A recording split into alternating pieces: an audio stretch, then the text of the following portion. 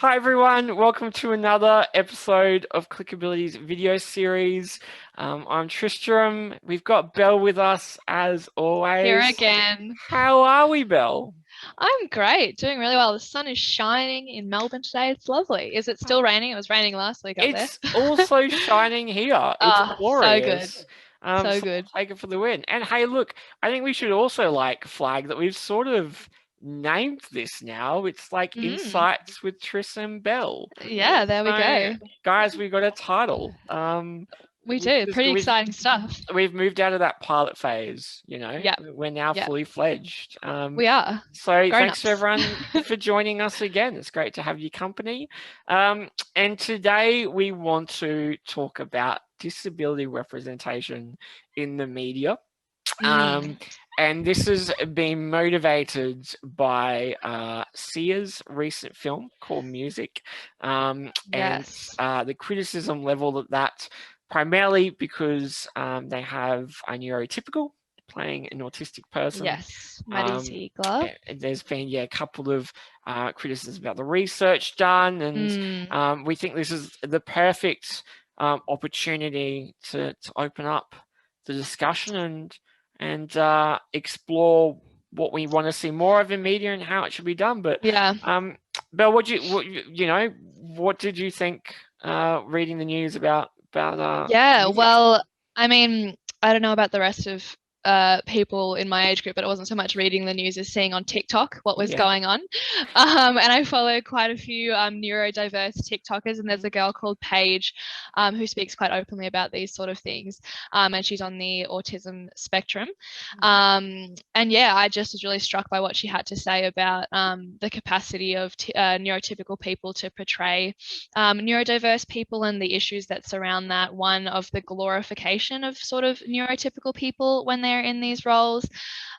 Two, just about the very fine line between making a mockery of disability in that sort of a context, and what is and isn't appropriate. And in the general scheme of things, I was totally in agreement with her in that it's not appropriate to have a neurotypical actor in most circumstances playing someone neurodiverse, or even with physical disability, I think is much the same.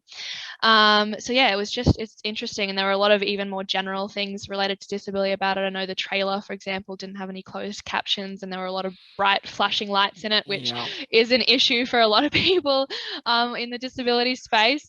So it seemed to do a lot of things very poorly. And Sia unfortunately didn't respond particularly well, in my opinion, to those criticisms. Yeah, absolutely. And I think if we take that first point around the glorification of these actors playing these roles, if you look at the Academy Awards, there's this history of Mm-hmm. Best Actor and Best Actress awards going to people playing disabled people, and it's just Yeah, such a perverse concept. I think, totally. and they'll say that they do their research and all that, but Mm, I think this goes to the notion that we're not affording the same opportunities to people with mm, disabilities to play these no, roles. yeah.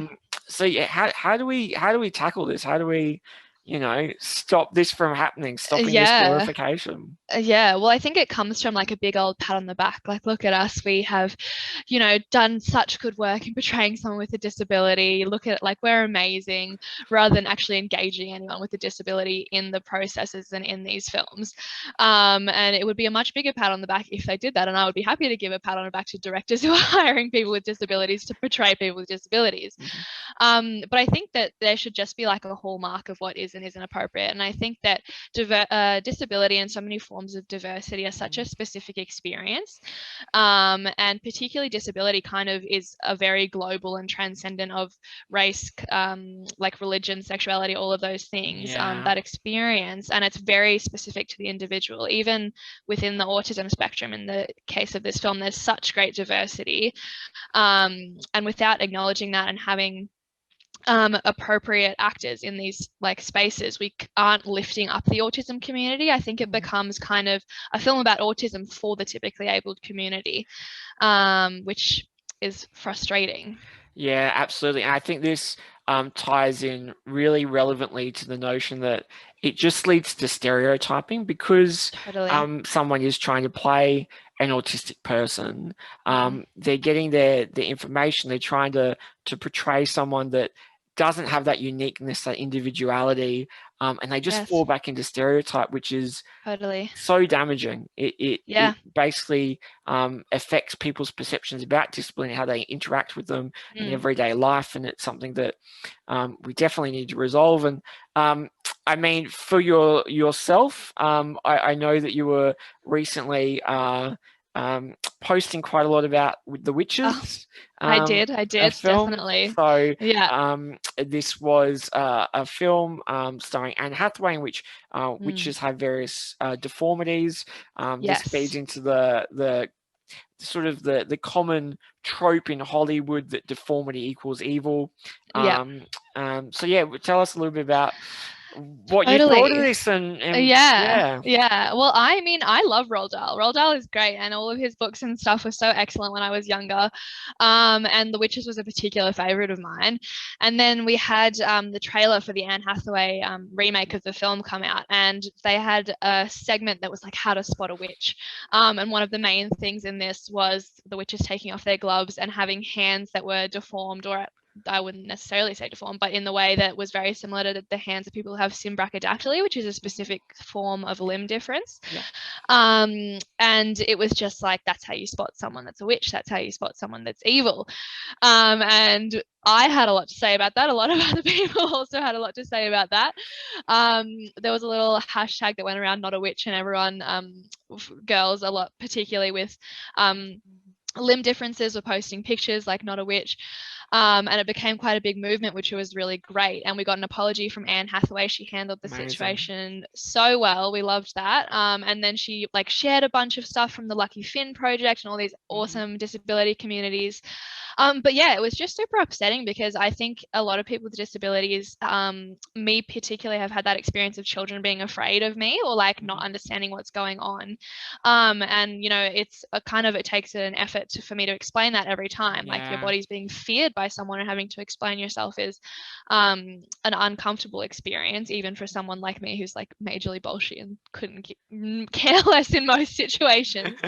But no, and then this was just like reaffirming that again, that disability is frightening and disability is scary. And it was highly problematic and upsetting, and it's something that needs to be done better. Yeah, I think that leads into this notion that we need more research done. So, Mm, you know, people are creating these without a proper understanding, appreciation of disability and totally. how it hasn't been normalized to the degree that we would like Yeah. it to be. Yeah. And that's particularly true with Sia. So, Sia's film Mm, music has representation of restraint. For yes. autistic people, and that's a big complaint leveled at the movie. So Mm, so much more research is needed, so that, as one of my colleagues says, it's a top drawer issue. It's not something that yeah. is sort of just on the periphery. It's always forefront. Totally. That will ensure everything's more inclusive. Yeah, yeah. And there was argument made by Thea in response that she'd had done like 3 years of research or something like that, and then was still using terms like low and high functioning, which I think broadly in the neurodiverse community are kind of not accepted, because they create this dichotomy when it's a huge range of people who are amazing and different in all of these sorts of ways. And yeah, so research not only needs to be done, but done appropriately and done properly. And you know, who's keeping check on that? She can say she's done research, but who knows what medium that took. Yeah, absolutely. And I'd love to pivot slightly and talk Yeah. about a film that I think does this much better, and that is Peanut Butter Falcon. Beautiful. So it's starring Zach, who's got Down syndrome, channeling his story about how he wants to become a wrestler. But the important facet of this movie is that the person playing the role obviously has that disability, So has good. lived experience, Yeah. and as a result, there's an authenticity to it as well. Mm, So mm. it's a real portrayal, and I think that the movie benefits from that. So that's my Tristan recommendation for everyone to Yes, watch. of the week. It's on Nice Amazon little positive Prime. note there. Yeah, I think it's a wonderful film, and I think it shows that we're getting better at this. I think totally. steadily we are changing the dialogue and fixing Yeah. representation, but we still have such a long way to go, don't we? For sure. And I think the thing is that if you're not having disabled people in films, you're actually missing out on a wealth of experience and a wealth of like amazing individuality and that sort of thing. Like, I mean, look at us, we're incredible. And, you know, there are hundreds and thousands more of us out there. Absolutely. And if you're not engaged in these processes and engaged in representation, then you're just missing out, honestly. And it's also, I was reading a fascinating article about this. In many ways, if you forget about disability, it's also just bad art. Yeah. When you don't hire people with disabilities to play people with disabilities, because Literally. if you think about acting, it's this notion of being authentic, Mm, living in the shoes of totally. someone else. Yeah. And so, just don't do bad art, guys. Yeah. Be Don't sell authentic. yourself short when you could just hire someone with a disability and Yeah. solve all your problems. It's perfect. And on that, Exactly. I think again we've solved another issue in Well, society. look at us. Yeah. Um, one issue at a time. Yeah. But what I'd love is for everyone that's watched this episode today, drop us a comment and let us know some films that you think do this Yes. exceptionally well. Films that you want to champion for representing disability as it should be, that normalizes. We'd love to hear. And let's start a movie club. I want a movie Totally. club. I think it's Yeah, a I great think idea. so. That's an awesome idea. Um, but that's it for this episode. Thanks again so much, Belle. Beautiful. Lovely to see you, Tris. Bye, Always. everybody. Bye, guys. See See ya. you next week.